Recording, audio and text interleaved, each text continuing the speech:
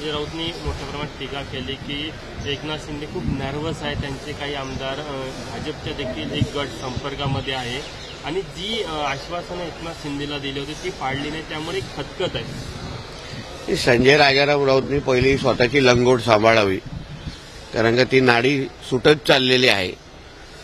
उबाटामध्ये जे काही आदित्य ठाकरेच्या कार्यपद्धतीबद्दल एक फार मोठी नाराजगी आहे. त्याच्यामुळे उबाटामध्ये आता नेमकं कोण राहणार, किंबहुना संजय राजाराम राऊत पण उबाटामध्ये किती काळ राहील ह्याच्याबद्दल पण एकदा कधीतरी लेख त्यांनी सामनामध्ये लिहावा. कुठल्या काँग्रेसच्या मोठ्या नेत्याबद्दल दिल्लीमध्ये त्याच्या वाटाघाटी सुरू आहेत प्रवेशासाठी, कारण का आता पुढच्या वेळी खासदार काही उबाटामधून शक्य होत नाहीये आणि म्हणून दुसऱ्यांच्या घरात डोकवण्यापेक्षा, दुसऱ्यांच्या बारशावर जाऊन प्रसाद खाण्यापेक्षा स्वतःच्या पक्षाची लायकी आणि स्वतःच्या पक्षामध्ये स्वतःचं स्थान आणि स्वतःच्या मालकाच्या पक्षामध्ये अजून किती काळ राहणार याबद्दल थोडा संजय राजाराम राऊतनी महाराष्ट्राला आता उत्तर दिलं पाहिजे. म्हणून शिंदे काय करतायत, भाजपमध्ये काय चाललंय, पहिल्या दिवसापासून हा संजय राजाराम राऊत दुसऱ्यांच्याच घरामध्ये डोकवण्याचं काम करतोय, दुसऱ्यांच्याच बारशावर जाऊन मुलांची नावं ठेवतो. स्वतः कधीतरी काहीतरी इतिहास घडवावा. तुम्हाला असं म्हणायचं की उभाटात फुटीच्या उंबरठ्यावर आहेत, त्यातलेच काही लोक तुमच्या संपर्कात आहेत. माझ्यापेक्षा आता उभाटामध्ये असलेली जी अस्वस्थ पण आहे ना, ती तुम्ही कधीतरी मातोश्रीमध्ये जाऊन विचारा. म्हणजे संजय राजाराम राऊत पासून ते अस्वस्थता सुरू आहे. म्हणजे दुसरं तर सोडा, हे जे काही सामनाचे सो कॉल्ड कार्यकारी संपादक आहेत हे किती काळ आता उबाटामध्ये राहतील हे आता तुम्ही दिवस मोजा. आता जेवच्यावर मुख्यमंत्री पद न मिळाल्याने एकनाथ शिंदे मनाने कोलमडलेले आहेत, अस्वस्थ आहेत, असंही त्या सामनाच्या संपादकीय मुखपत्र. मुख्यमंत्री पद न मिळावं एकनाथ शिंदेचं काय होतंय किंवा दुसऱ्यांच्या घरात काय होतं पेक्षा मातोश्रीमध्ये मुख्यमंत्री पद न मिळाल्यामुळे किती लिंबू फोडले जात आहेत, किती काळाची जादू केली जाते आहे, किती उपवास ठेवले जात आहेत, याबद्दल पण थोडं लेख लिहा ना. उद्धव ठाकरे मुख्यमंत्री न मिळाल्यामुळे किती बुवांकडे जायला सुरू केलेलं आहे, किती काळा जादू करायला सुरू केलेलं, ह्याच्याबद्दल थोडी माहिती कधीतरी मग महाराष्ट्राला द्यायला लागेल. म्हणून दुसऱ्यांच्याबद्दल बोलण्यापेक्षा स्वतः बुडाखालच्या आग जरा बुजवा.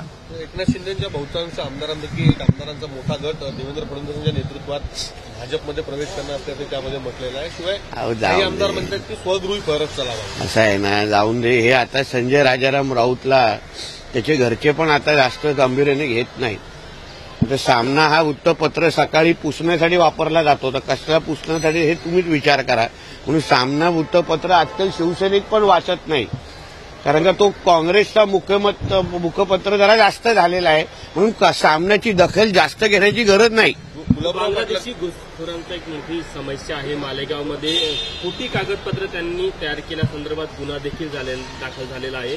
राज्य सरकार म्हणून या संपूर्ण प्रकरणासंदर्भात राज्य सरकारची कशी भूमिका असणार आहे आणि जास्तीत जास्त संख्येने कारवाई करण्यासंदर्भात काही धोरण. बघा, पहिल्याच भाषणामध्ये सन्मान्य मुख्यमंत्री देवेंद्र फडणवीस साहेबांनी बांगलादेशी आणि रोहिंगे मुसलमानांसंदर्भात अतिशय स्पष्ट आणि टोकाची भूमिका घेतलेली आहे.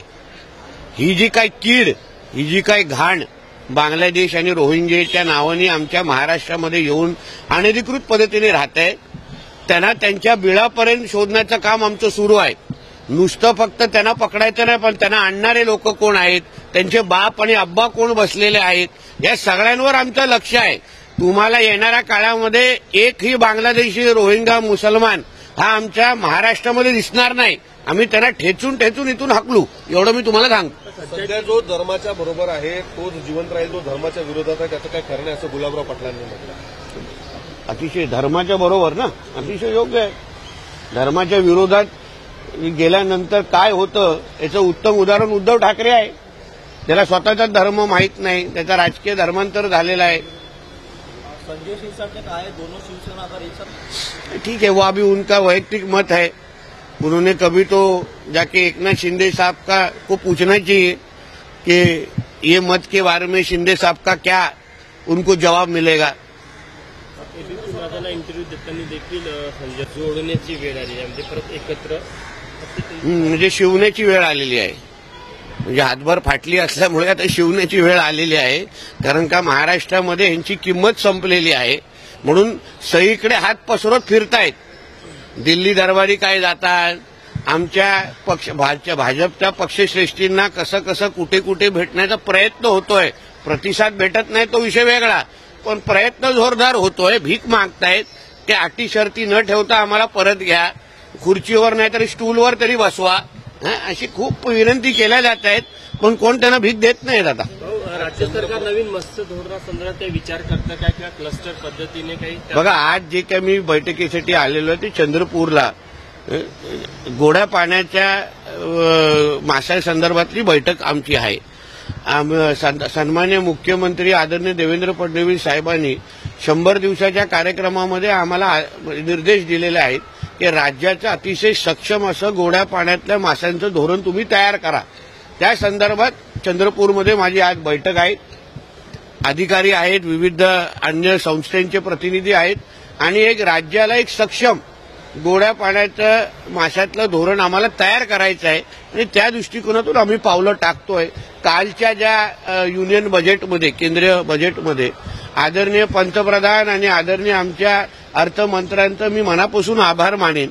काय माझ्या दोन्ही खात्याला म्हणजे मत्स्य व्यवसाय खातं असो, बंदरे खाते असो, विकासाच्या दृष्टिकोनातून आणि रोजगार निर्मितीच्या दृष्टिकोनातून भरघोस अशी निधी आणि उत्पादन वाढवण्यासाठी आज आपला भारत देश आज चीन आणि इंडोनेशियाच्या नंतर आपला भारत आहे. ज्या पद्धतीने काल अर्थसंकल्पामध्ये मत्स्य व्यवसायाला प्राधान्य दिलं गेलेलं आहे. शिप बिल्डिंग म्हणजे बांधणं, म्हणजे शिप बांधण्याच्यासाठी जे 25,000 कोटी जवळपास त्याची तरतूद केली गेलेली आहे. मॅरिटाईम बोर्डला पैसे मोठ्या प्रमाणामध्ये दिलेले आहेत.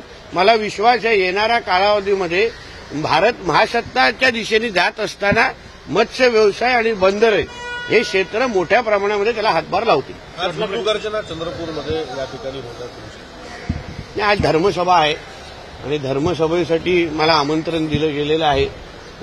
मी आमदार आणि मंत्री होण्याच्या अगोदर मी एक हिंदू आहे हे मी कधी विसरत नाही. त्यामुळे जिथे जिथे माझ्या धर्मासाठी मला प्रवास करण्याची संधी भेटते त्या संधीचं सोनं मी करतो. माझ्या समाजाच्या लोकांचे संवाद साधतो. काही लव जिहाद आणि गोहत्याचे विषय आमच्या नजरेसमोर आलेले आहेत. आता मी सरकारचा प्रतिनिधी आहे आणि म्हणून त्यांना थोडा कडक इशारा आणि एकंदरीत सरकार बदललेलं आहे याची जाणीव करून देण्यासाठी आणि हिंदुत्वादी विचाराचं सरकार आहे हे जाणीव करून देण्यासाठी तिथे चाललेलो आहे. संजय शिरसाट बोलले की जर का मला संधी मिळाली तर एकनाथ शिंदे आणि एकत्र आणण्याचा मी प्रयत्न करेन. हो ठीक आहे, तसे प्रयत्न करत राहावे. पण त्याबद्दल एकनाथ शिंदे साहेबांचं काय मत आहे, अन्य आमदारांचं काय मत आहे याबद्दल थोडा विचार करावा. संजय शिरसाट आमचे मित्र आहेत, फक्त त्यांचं संजय राजाराम राऊत होऊ नये अशी अपेक्षा आहे. धन्यवाद. दादा एक